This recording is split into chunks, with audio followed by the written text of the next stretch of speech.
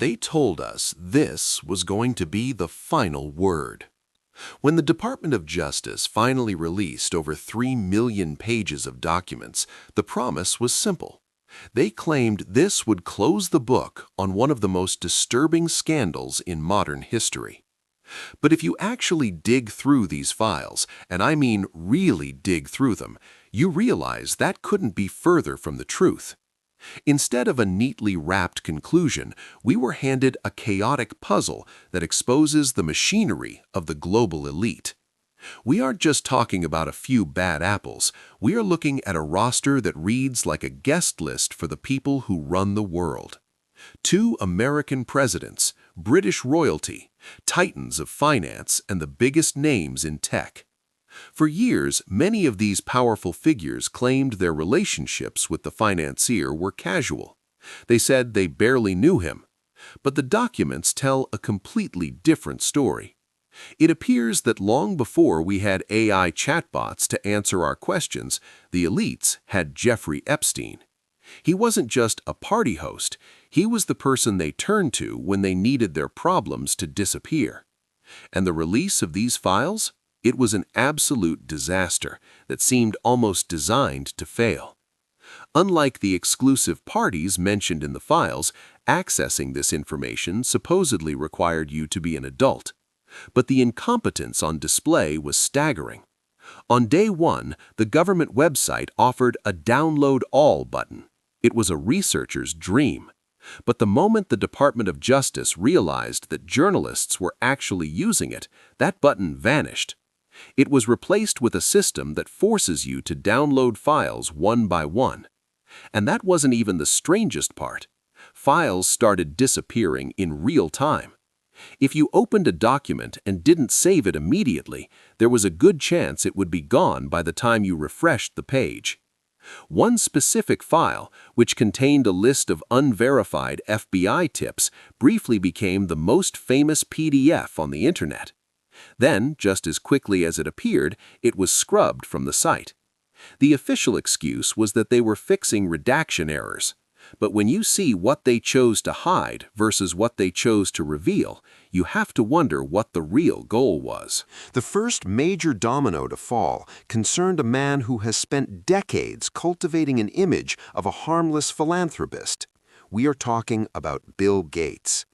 For years, the narrative was that he had a few dinners and maybe a meeting or two. But the emails paint a picture of a much more practical, transaction-based relationship. In a series of frantic emails from 2013, which were riddled with typos, we see a side of this dynamic that is frankly bizarre. The correspondence suggests that one of the richest men on the planet was asking a convicted offender for medical favors. Specifically, there is a discussion about antibiotics intended to treat a sexually transmitted infection. The implication in the text is that these were needed for his then-wife Melinda without her knowing where they came from. Now, Gates has denied these claims. His team calls it the work of a disgruntled liar.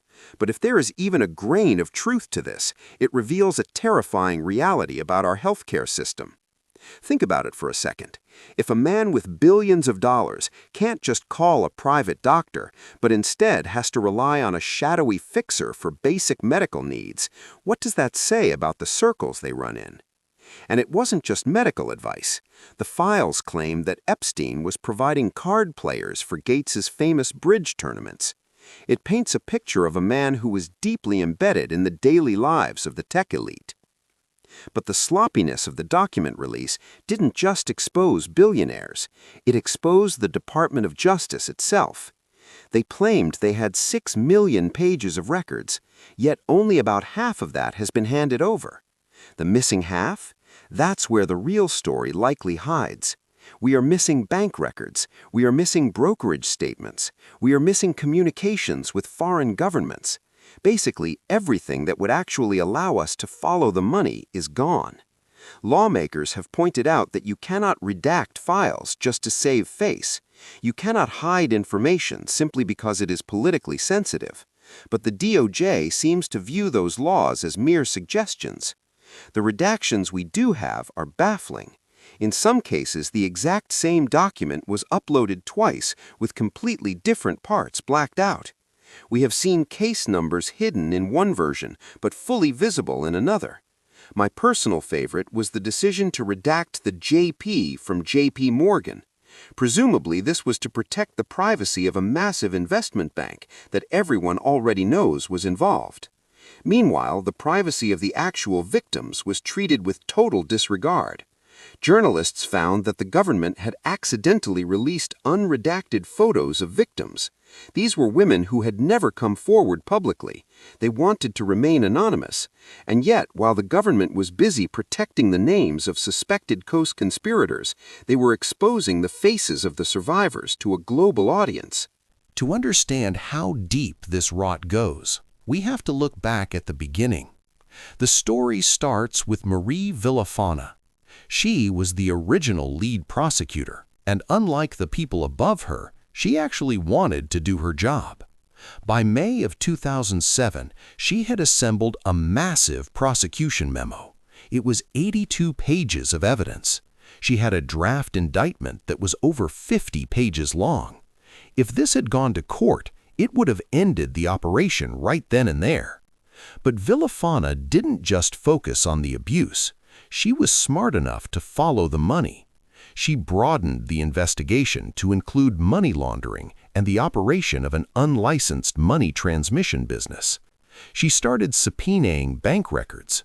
She even contacted Les Wexner, the billionaire retail mogul, to ask about his business arrangements with Epstein. According to reports, this sent the entire operation into a panic. Epstein began firing off typo-laden emails to his lawyers. He launched a campaign to have Villafana removed from the case entirely. His legal team argued that her tactics were too invasive. They claimed she was pursuing baseless claims just to pressure their client. But the most remarkable part of this story isn't that they tried to stop her, it's that they succeeded. Despite her warnings that he was a continuing threat, she was ordered to stand down. She was told to begin plea negotiations. The result was the infamous sweetheart deal. It was overseen by Alex Acosta, who would later become a cabinet member. This deal didn't just give Epstein a slap on the wrist, it provided blanket immunity to any potential co-conspirators. Essentially, the U.S. Justice Department transformed itself into a private security firm for a criminal enterprise. Now, you might think this happened because of political connections. He was friends with Bill Clinton, he had visited the White House. But political connections alone don't explain this level of protection. Look at Dennis Hastert. He was the Speaker of the House, one of the most powerful men in America. When the FBI discovered his crimes, they didn't give him a deal. They used financial technicalities to put him behind bars. So if a Speaker of the House couldn't get a pass, why did a financial advisor get one? There had to be something more than just knowing the right people. This leads us to the darker theories that have circulated for years. Was he an intelligence asset? One journalist reported that Acosta was told to back off because Epstein belonged to intelligence. A newly released FBI form, known as an FD-1023, adds fuel to this fire. This document records information from a confidential human source. It alleges that Epstein was part of a foreign intelligence operation.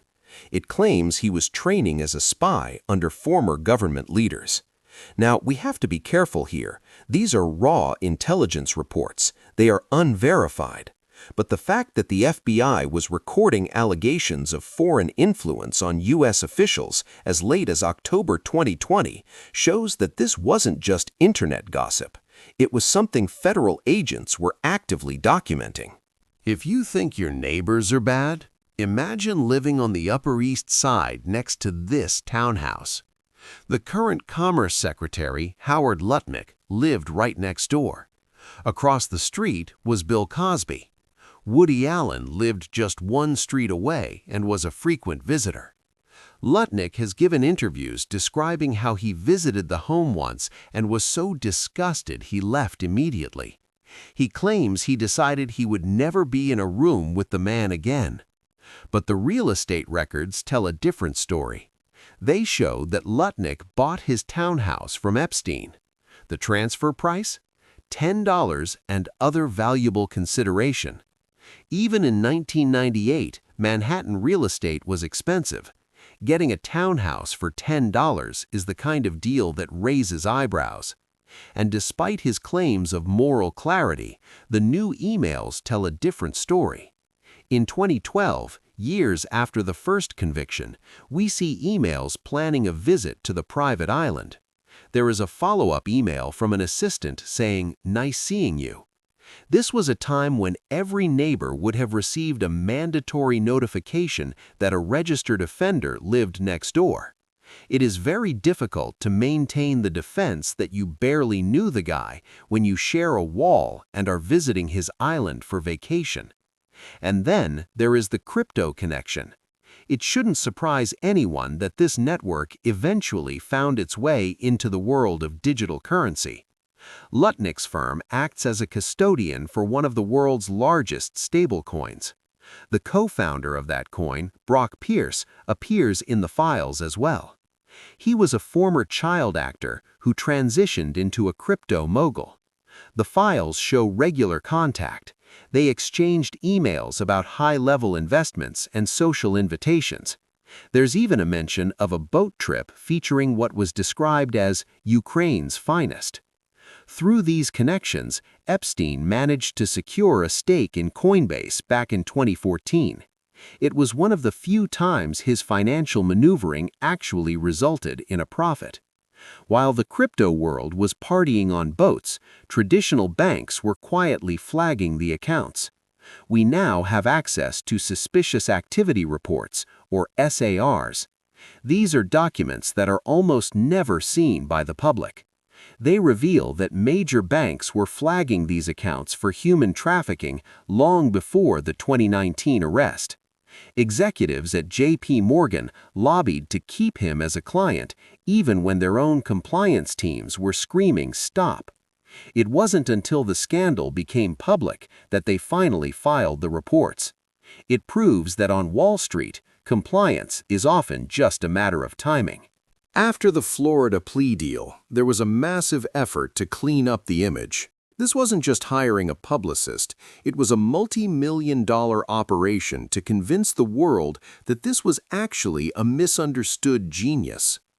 The man leading this digital scrub was a character named Al Seckel. He called himself a cognitive scientist. In reality, he had no real qualifications, but he managed to marry into the Maxwell family, which gave him access to this inner circle. His job was simple: bury the bad news. He worked to replace articles about crimes with headlines about philanthropy and science. He even hacked Wikipedia pages to swap out mugshots for dignified portraits. They called these important victories. They organized conferences on the island. They invited Nobel laureates. The strategy was cynical but effective. If you can get enough famous scientists to eat dinner at your house, people might forget about the prosecution memo sitting in a drawer in Florida. And Seckel's story ends as strangely as it began. He reportedly died in France in 2015 after falling off a cliff. But because his death remained unconfirmed for quite some time, rumors persisted that he might have faked it. For a man who made a living creating illusions, it would have been the perfect ending. The scrubbing went beyond the internet. Steve Bannon, the political strategist, appears in the files as well. He was strategizing on a documentary intended to portray Epstein as a financial genius who made one simple mistake. The footage released by the DOJ shows the attempt to craft this narrative. There are suggestions in the emails that Woody Allen could help edit the film. It is a bizarre vision of artistic collaboration, a populist firebrand and a legendary director teaming up to polish the image of a predator. And amazingly, some people fell for it. You can still find comments online defending the genius financial advice. Even the world's most famous intellectuals got involved. Noam Chomsky advised him to simply ignore the press. He called the reporting a form of hysteria. It suggests that even the smartest people in the world can lose the plot when a billionaire is paying for dinner. The legal advice was just as specialized. Lawyers were emailing about the legality of transporting minors across state lines. Former White House attorneys were giving advice on what presidents should say if asked about their associations. It seems that in this circle, due diligence didn't mean checking for crimes. It meant checking if your friends were famous enough to make the crimes disappear. Perhaps the most disturbing part of the release isn't the documents, it's the footage. The DOJ released thousands of videos, but most of them are unwatchable due to technical formats or corruption. However, the ones that do work paint a chilling picture. We see footage of the kitchen. We see footage of the desk. There is a pervasive sense of voyeurism. In one clip, we see a famous psychologist standing on the private jet. It looks like an accidental recording, as if someone meant to take a photo. In another, we see the former Prince Andrew. There is a brief flash of him hovering over a young woman. There is footage of young girls dancing in front of a desk. The camera angle suggests the person filming is sitting in the